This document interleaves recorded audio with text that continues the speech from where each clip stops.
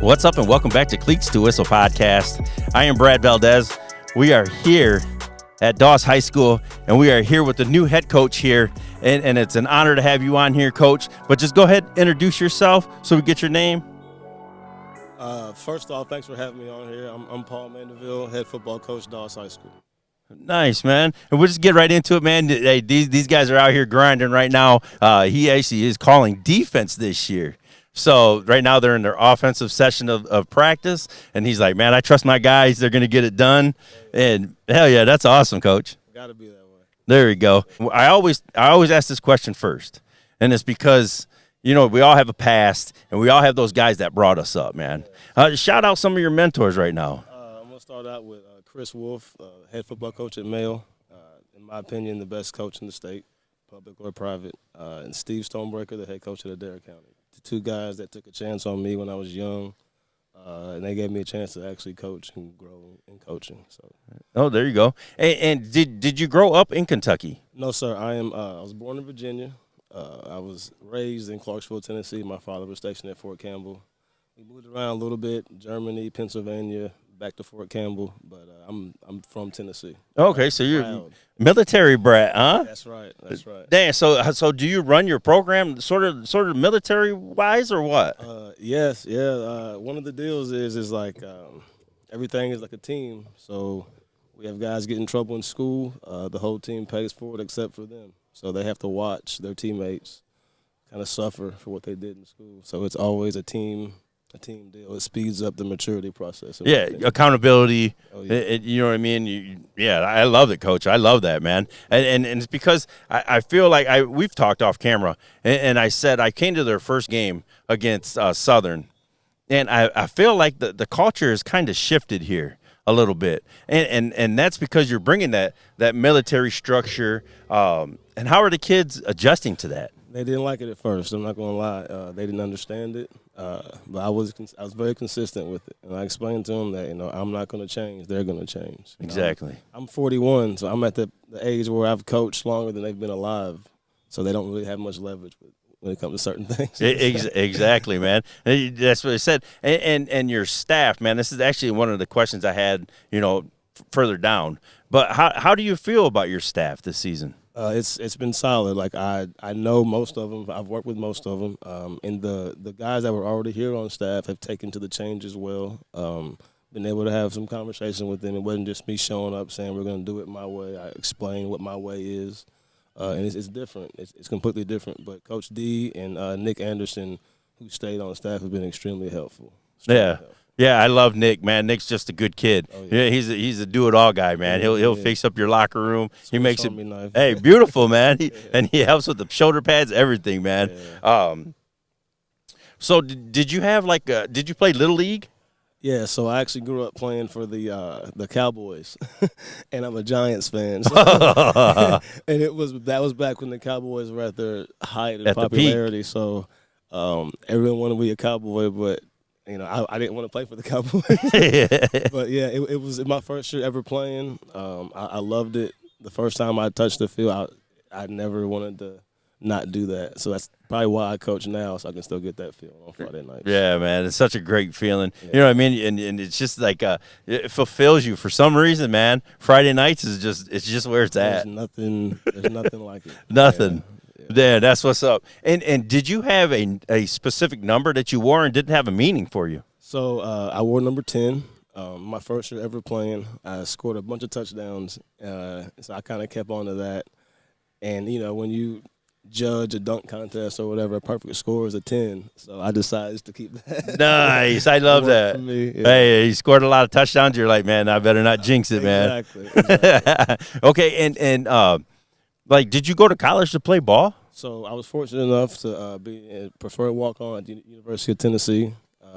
Lived in the same dorm as Jason Witten, he was J-Dub back then. He was 18 years. I was 18. I didn't know he was going to be a Hall of Famer, but I got to see how he worked and how Dante Stallworth worked and Travis Stevens and Casey Clausen, and you could just Albert Hainsworth and all those guys. In my mind, they were regular people, but they worked really hard. They were talented, but they worked really hard. So I saw that at 18, And I transferred to Campbellsville. I'm part of the Campbellsville coaching family. There's like 150 of us. Yeah. I believe makes it 13 head coaches that graduated from there. Wow. So it's like a factory of guys trying to make Coach Finley proud, So I went there, played football, ran track, and I was able to use some of the things I learned in Knoxville there. So I feel like they gave me a little bit of an advantage in terms of strength and conditioning and my mindset. And I was able to play in all 50 games in college and started 38 straight. Wow, that's amazing. So you did. That's where you got your, in Knoxville, you got that work ethic built into you, man. Oh, yeah. You know what I mean? You got it beat into you. It's tough, yeah. Well, you know what I mean? And you're saying, you played with Hall of Famers, future Hall of Famers, and you didn't know, but you got to see their work ethic. And man, and military kid, so it's just. I don't tolerate BS very well because I'm not accustomed to it. So I just don't tolerate it. There you go. I love that, man. Yeah. I love it, man. What's been your favorite memory of playing football, man?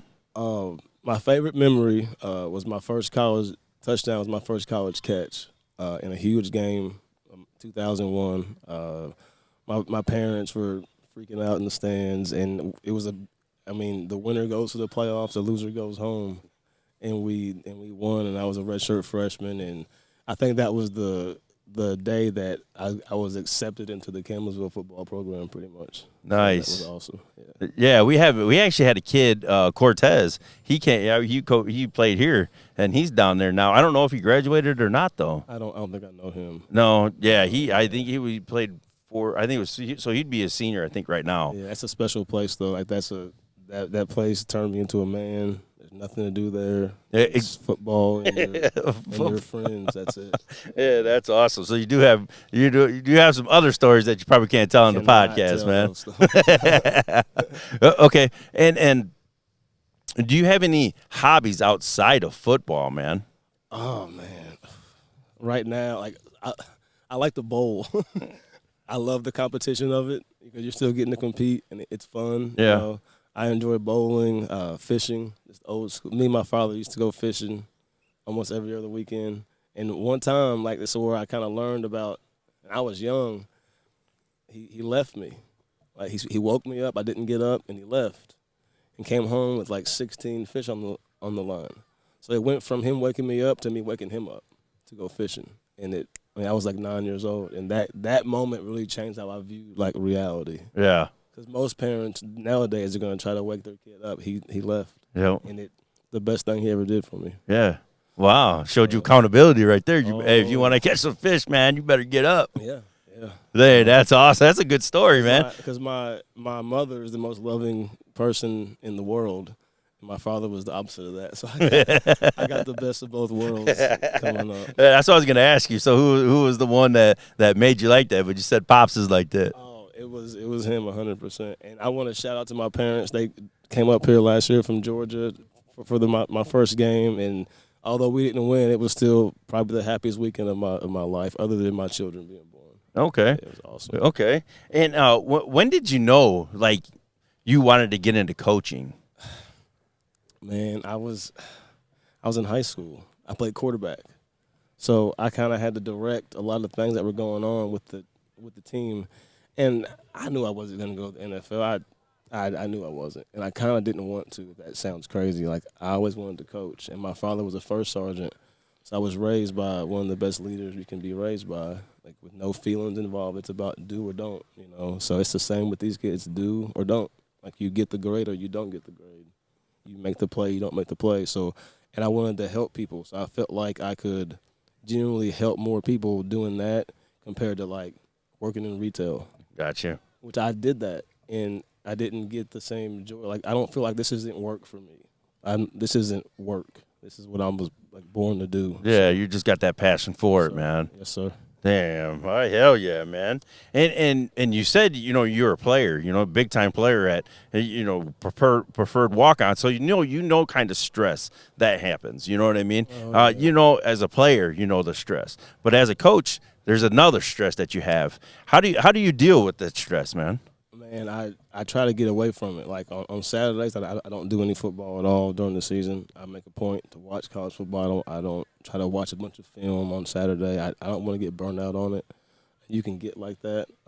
There's times where I might go for a walk, go for a drive, or go hang out. Like I have a few friends in Louisville I went to college with. Go play Madden with them. Or they're all afraid of me in Tecmo though. Oh. All of them, as they should be. Yeah. Tecmo Bowl is, hey, that's on another level, man. Yeah, I just try to get away from the job because I don't want to be burnt out with the kids. Like I want the kids to see me have the same energy that I always have because they can tell when you don't.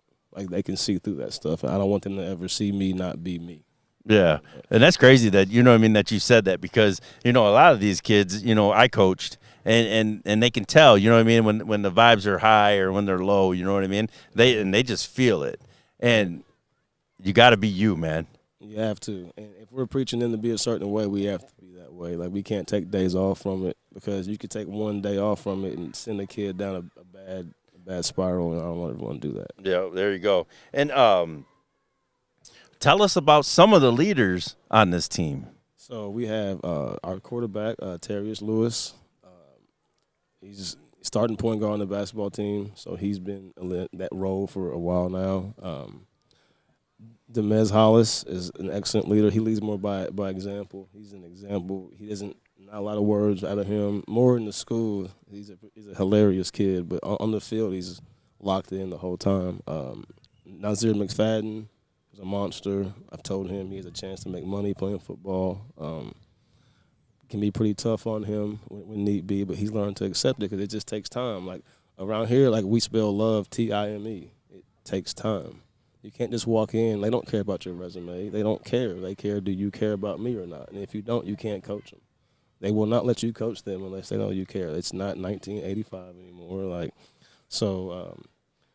Jordan Robertson, our starting running back, another lead by example, workhorse kind of kid that I'm extremely hard on. I'm probably the closest with him, I would say, on the team because he would come to my classroom almost every single day, and I'm the hardest on him of anyone else on the whole team because I'm the closest. In my mind, you have to be hard on your better players, and you cannot be super hard on the kid you're not super close with, or it won't work. Yeah. It just won't work. It won't work, man. No. It won't.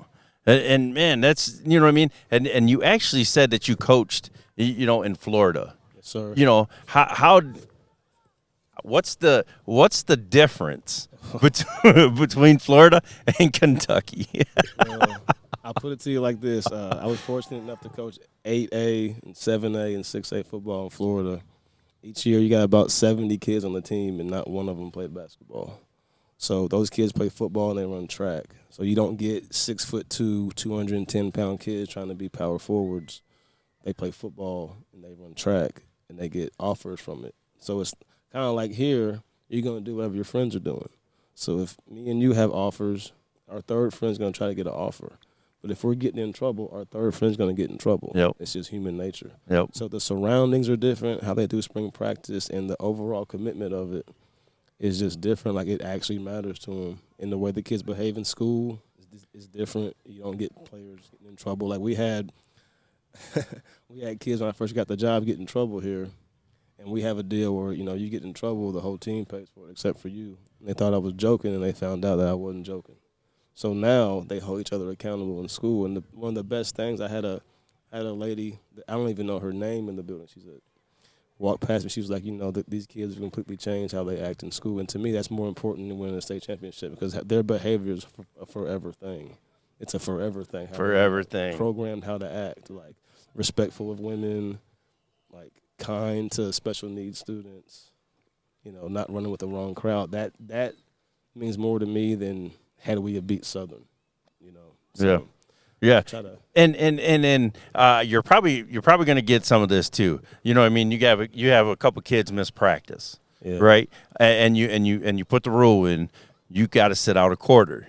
You know what I mean? How do you have that rule in, and do you stick to that? So a kid that was probably going to either start or get a lot of playing time on defense, he didn't come to practice last Tuesday. I'm human enough to understand that things happen, but he didn't talk to me. I didn't hear from him, so he had to sit in the stands Friday. He was behind the fence, not even on the sideline. He's been here the rest of the time ever since. There you go. Accountability, man. Because I explained to them, like, in the real world, if you don't go to your job, you don't tell anyone, you don't get to come back. There's no, you come back next week, you don't come back. Yeah, you don't come back at all, man. And I told the parents, I had a parent meeting this summer. I laid it out to them. I'm like, these are your sons, these are your babies, these are my boys. And the sooner you understand that, the sooner this will be smoother for everyone else. These are my boys now. Like, I spend more time with them, especially if you take away sleep, than they do with their own families. Yeah. So they're under my watch more than under their watch. So I get to hold them accountable. I had a mom this summer text me. Her son was trying to smart off to her. He had to come here. He had to pay for it at practice. I said, I got you. Love it. And Love I it. had any issues out of him since. There we go. And that's why I said earlier in this podcast, you know what I mean, the culture has shifted a little bit here, and it's because accountability. And that's what Coach is all about. You know what I mean? He's a military brat, man. You know what I mean? And he's seen a lot of things. He's just not talk.